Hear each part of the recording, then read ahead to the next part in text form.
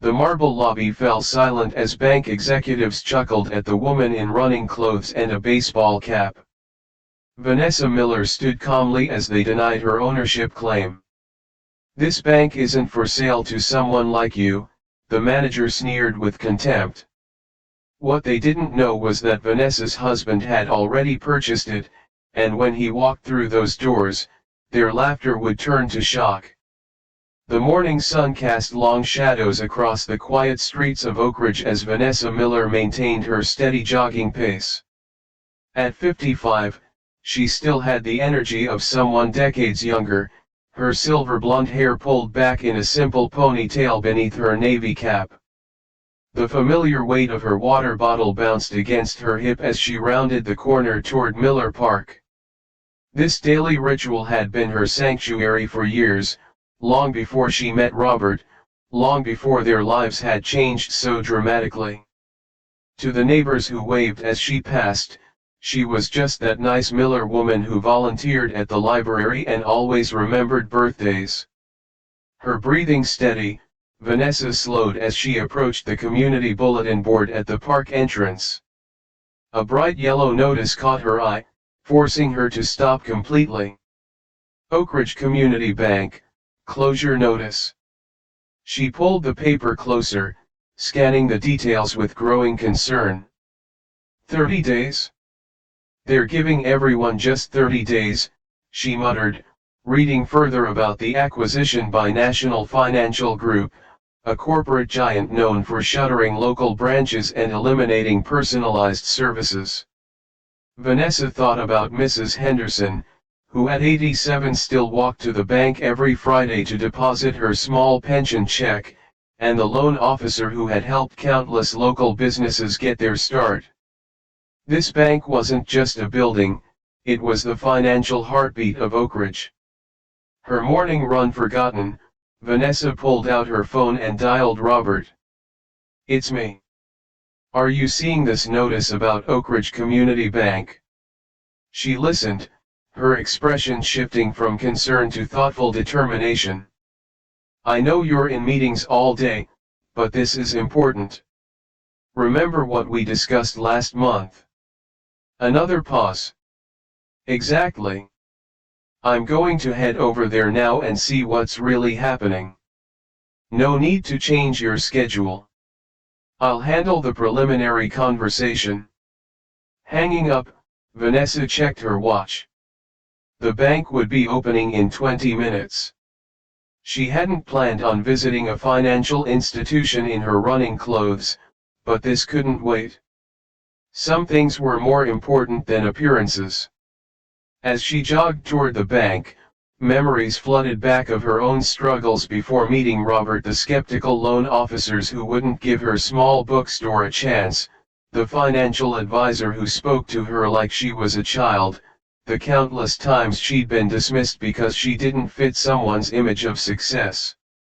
That had been 15 years ago, before her bookstore had grown into a regional chain, before she'd met Robert Miller at a publishing conference, before their partnership, both romantic and professional, had transformed their lives.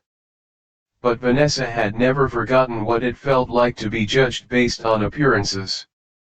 It was why, despite their considerable wealth, she still drove her old sedan, still shopped at the local farmer's market, still kept her morning runs through the neighborhood. It wasn't an act, it was who she was. Arriving at the bank's glass doors, Vanessa took a moment to catch her breath. Through the windows, she could see the staff setting up for the day, men and women in pressed suits arranging paperwork and preparing teller stations. They looked efficient, professional, and completely unaware that their corporate overseers were planning to eliminate their jobs within the month. Vanessa straightened her shoulders. She wasn't just here as Robert Miller's wife, she was here as someone who understood the value of community, of personal connection, of treating people with dignity regardless of their account balance. The bank manager unlocked the door, eyeing Vanessa's athletic attire with barely disguised disapproval. With a deep breath, she stepped inside. The bank's interior was all polished marble and mahogany, designed to evoke a sense of tradition and stability. As Vanessa entered, the hushed conversations and clicking keyboards momentarily paused. Several employees glanced up, their expressions ranging from curiosity to dismissal when they saw her casual outfit. "Can I help you?" asked a young receptionist, her tone indicating she doubted she could. "For you, a free like is easy. But for me, it is the greatest support and encouragement. For this video, can you give me 1 like and 1 subscription? Thank you very much." "Yes, I'd like to speak with the manager regarding the closure notice," Vanessa said, her voice confident despite being dressed in running clothes among suits and ties. The receptionist's professionally pleasant smile didn't reach her eyes. "Do you have an appointment?" "No, but this is rather urgent." "I see," the word dripped with skepticism. "May I ask what this is concerning specifically?" Vanessa considered her response carefully. "It's about a potential alternative to the planned closure." This caught the receptionist's attention. She picked up her phone, whispering something Vanessa couldn't quite catch. After a brief conversation, she gestured toward a waiting area. "Ms. Kensington will be with you shortly. You can take a seat over there." Vanessa nodded her thanks and sat down, noticing how the leather chair seemed to emphasize her out-of-place attire. She caught snippets of whispered comments from nearby employees. "Probably wants to complain about her mortgage. Like she could do anything about the closure. Shouldn't she be at the gym instead?" She ignored them, focusing instead on the framed photographs lining the walls, images of Oakridge through the decades, the bank prominently featured in many community celebrations. After 15 minutes, longer than necessary, Vanessa suspected, a tall blonde woman in an immaculate gray suit approached her. Her smile was practiced, her handshake brief. "I'm Patricia Kensington, branch manager. I understand you have questions about our transition." She led Vanessa toward her office, clearly intending to contain whatever complaint this inappropriately dressed woman might have. "Actually, Patricia," Vanessa replied, "I'm here to discuss a potential purchase." Patricia froze mid-stride, turning slowly. "Purchase?" "Yes. Of the bank." The manager's laugh was instant and dismissive. "Ma'am, banks aren't like grocery stores. You can't just walk in and buy them." Her eyes flicked over Vanessa's running clothes. "Especially not someone like me." Vanessa finished for her, her voice level. Patricia's expression shifted to the practiced customer service. "What I mean is, acquisitions are handled at the corporate level, through proper channels. Currently, National Financial Group has already begun the purchase process." "I'm aware," Vanessa said, "but their offer isn't finalized, and I believe there's still an opportunity for alternative arrangements that would better serve this community." By now, their conversation had drawn attention. Several employees had positioned themselves within earshot, barely disguising their interest. Patricia's smile tightened. "Perhaps you'd like to speak with one of our financial advisors about investment opportunities more suitable for your situation." "That won't be necessary. I'd like to discuss making an offer for the entirety of Oakridge Community Bank." A snicker came from somewhere behind them. Patricia didn't bother hiding her amusement now. "Ms. Mitchell, Vanessa Mitchell, banking acquisitions involve millions of dollars, complex regulations, and financial backing that, frankly," she gestured vaguely at Vanessa's appearance, "you seem to be making assumptions about my financial capacity based on my current attire," Vanessa observed calmly. Patricia's smile was condescending. "Look, I appreciate community spirit, but this isn't a bake sale fundraiser. This is a multi-million-dollar financial institution." More employees had gathered now, some openly smirking. "Perhaps if you made an appointment and returned with your financial advisor, and in more appropriate attire, we could at least hear your concerns about the closure." Vanessa noticed how the staff exchanged glances, some rolling their eyes. She maintained her composure, remembering why she was here. This wasn't about her pride, it was about the community that depended on this bank. "I don't need to make an appointment," Vanessa said calmly, "and I don't need a financial advisor. What I need is for you to take my offer seriously." Patricia's professional veneer cracked slightly, replaced by visible irritation. She gestured to her office. "Fine, we can discuss this privately. For you, a free like is easy. But for me, it is the greatest support and encouragement. For this video, can you give me 1 like and 1 subscription? Thank you very much." Once inside the glass-walled office, Patricia sat behind her large desk, putting physical distance between herself and this unusual visitor. She didn't offer Vanessa a seat. "Ms. Mitchell, I'm trying to be patient, but we're very busy with the transition. National Financial Group is paying $12 million for this branch. Do you have that kind of capital available?" "I believe the branch is worth more, considering its community impact," Vanessa replied. "I'm prepared to offer $15 million." Patricia's eyebrows shot up, then her face settled into an expression of pity mixed with amusement. She turned slightly, catching the eye of a colleague through the glass wall, and gave a small eye roll. "And how exactly would you finance this purchase? A community fundraiser? A GoFundMe campaign?" Her voice dripped with sarcasm. Outside the office, more staff had gathered, sensing entertainment. An executive leaned against a nearby desk, watching the scene unfold with undisguised amusement. "My husband and I have the necessary funds," Vanessa stated simply. This triggered an actual laugh from Patricia. "Your husband? And what does he do exactly?" "He's in finance." "Finance," Patricia repeated, drawing out the word. "Like a bank teller? Or perhaps he sells insurance from your garage?" A wave of snickers spread through the growing audience outside.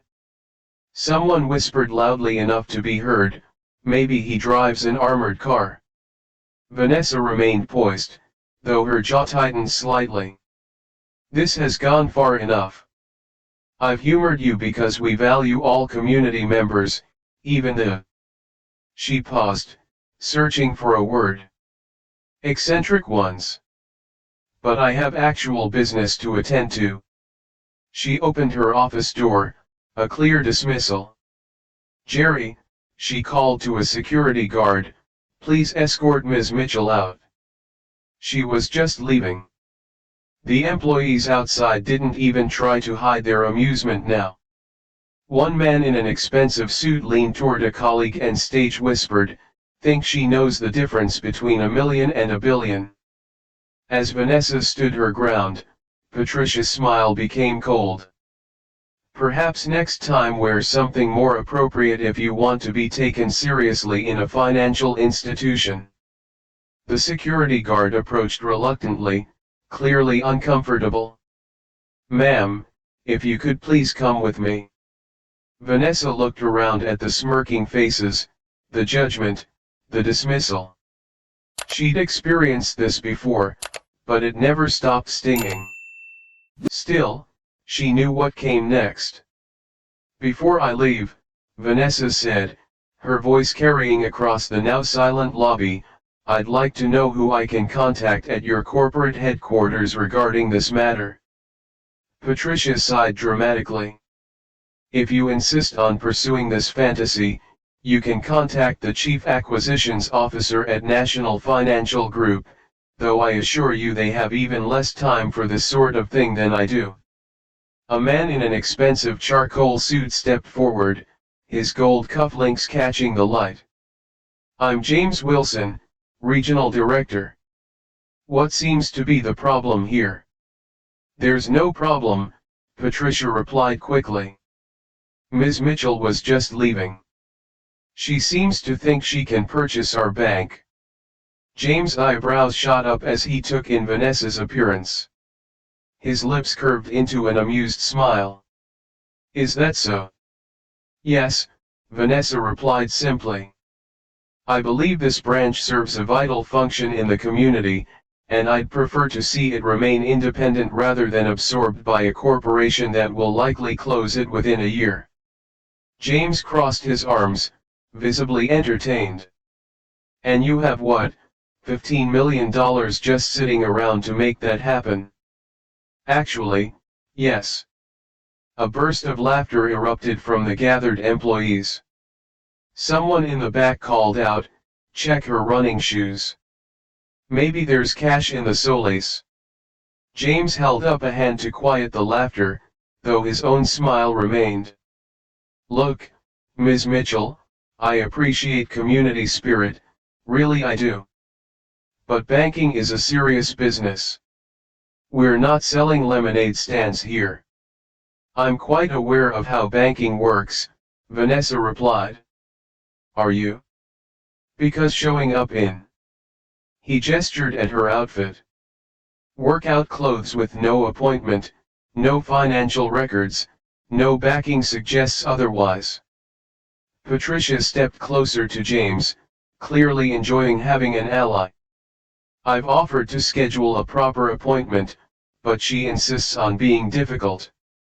She doesn't belong here, someone called from the back, triggering more laughter that quickly died when James shot a disapproving look in that direction. That's enough, he said, though his own expression betrayed his amusement. Turning back to Vanessa, he continued, Ms. Mitchell, while we appreciate your enthusiasm, this matter is well beyond your means. The sale to National Financial is nearly complete. Nearly, but not quite, Vanessa noted. James sighed. Jerry, please escort Ms. Mitchell out. And he added, with a pointed look at Vanessa, perhaps consider a financial literacy course at the community college. They're quite affordable. As the security guard approached again, the front doors of the bank swung open. The laughter died instantly as a tall, distinguished man in a perfectly tailored suit entered. His commanding presence drew every eye in the room. I hope I'm not interrupting, Robert Miller said, his deep voice filling the sudden silence. Vanessa's expression remained calm, though her eyes held a hint of warmth as she turned to her husband. Robert, you didn't need to come. For you, a free like is easy. But for me, it is the greatest support and encouragement. For this video, can you give me 1 like and 1 subscription? Thank you very much. Meetings ended early, he replied casually, crossing the lobby with measured steps. His Italian leather shoes clicked against the marble floor as employees unconsciously stepped back, creating a path. Robert Miller's reputation preceded him, even in a bank full of finance professionals. His name carried weight. Forbes had recently listed him as the 28th wealthiest man in America, with a financial empire spanning 3 continents. James Wilson's face underwent a remarkable transformation, from smugly confident to slack-jawed recognition, in the span of seconds. Mr. Mitchell, he stammered, extending his hand. This is an unexpected honor. Robert ignored the outstretched hand, his gaze locked on Patricia. I understand you've been speaking with my wife about acquiring this institution. Patricia's complexion had turned ashen. Your wife? Her eyes darted between Vanessa in her running clothes and Robert in his bespoke suit, struggling to reconcile the two. "Yes," Robert replied, his voice pleasant but firm. Vanessa mentioned the community's concerns about the pending sale. "We thought we might offer an alternative." Straightening his tie nervously. "Mr. Mitchell, had we known, that is, if Ms. Mitchell had mentioned her connection to you, would it have changed how you treated her?" Robert asked, his tone making it clear there was only one acceptable answer. Patricia stepped forward, her customer service smile back in place, though noticeably strained. "There seems to have been a misunderstanding. We certainly meant no disrespect." "Of course not," Vanessa said, a hint of irony in her voice. "You only suggested I take a financial literacy course and had security ready to escort me out." The lobby had grown so quiet you could hear the soft hum of the air conditioning. The employees who had been laughing moments before now studied the floor, the ceiling, anywhere but at the Millers. Robert removed a business card from his jacket pocket, handing it to James. "My legal team will be in touch. I believe Vanessa mentioned an offer of $15 million. James nodded quickly, accepting the card as if it were made of gold. "Make it $14 million, Robert continued, glancing around the lobby. "The $1 million discount seems fair considering the hospitality my wife received." Patricia's eyes widened in alarm. "Mr. Mitchell, please, if we could start over." "I think we're well past that point, Ms. Kensington," Robert replied. "Though I'm curious, what's your policy on addressing customers based on their appearance? Is that something National Financial Group endorses in its training materials?" No one answered. No one dared. Robert turned to Vanessa, offering his arm. "Shall we, dear?" "Actually," Vanessa said, placing her hand gently on Robert's arm but keeping her eyes on the bank employees, "I'd like a moment to clarify something." Robert nodded, recognizing the look in his wife's eyes. It was the same expression she'd had 15 years ago when they'd first met, determined, principled, unwavering. Vanessa addressed the silent room. "My husband and I could purchase this bank 10 times over without noticing the expense, but that's not why I came here today." She took a step forward, her running shoes squeaking slightly on the polished floor. The sound seemed almost comically out of place in the tense atmosphere. "I came because Mrs. Henderson, who's banked here for 63 years, can't drive to the next town when you close this branch. I came because Sam Torres got the loan to start his restaurant here when larger banks turned him away. I came because communities need institutions that see people as more than just numbers." Her gaze swept across the employees, lingering briefly on those who had been most vocal in their mockery. They couldn't meet her eyes. "The way you treated me today, making assumptions based on my clothes, my appearance, my perceived worth, is exactly why financial institutions fail the people they claim to serve." Patricia finally found her voice. "Ms. Miller, please understand, customer service is our highest priority. Today was an unfortunate aberration." "No, Patricia," Vanessa interrupted gently. "Today was revealing. Until you thought I was connected to wealth, I wasn't worth basic respect." James Wilson stepped forward, desperation evident in his expression. "Perhaps we could discuss this in a more private setting? I'm sure we can come to an arrangement that satisfies everyone." Robert checked his watch. "Our lawyers will contact you this afternoon. I suggest you prepare your board for a change in ownership." As they turned to leave, a voice called out from behind the teller counter. "Mrs. Miller." A middle-aged woman with kind eyes stepped forward. I'm Nancy Winters. I've been with this bank for 22 years. She hesitated, then continued, not all of us. I mean, many of us do care about our customers, regardless of. Vanessa offered a genuine smile. I believe you, Ms. Winters, and that's precisely why this bank is worth saving. As they walked toward the exit, the sea of employees parted before them. The silence was deafening, broken only by Robert's parting words, delivered without turning back. When the acquisition is complete, we'll be reviewing staffing. I suggest everyone here take this opportunity to reflect on how they represent this institution. The glass doors closed behind them with a soft thud, leaving the bank in stunned silence. Outside, Vanessa squeezed her husband's hand. So much for my peaceful morning run. Robert chuckled. You never could resist righting a wrong. Sometimes the most powerful lessons come from unexpected teachers.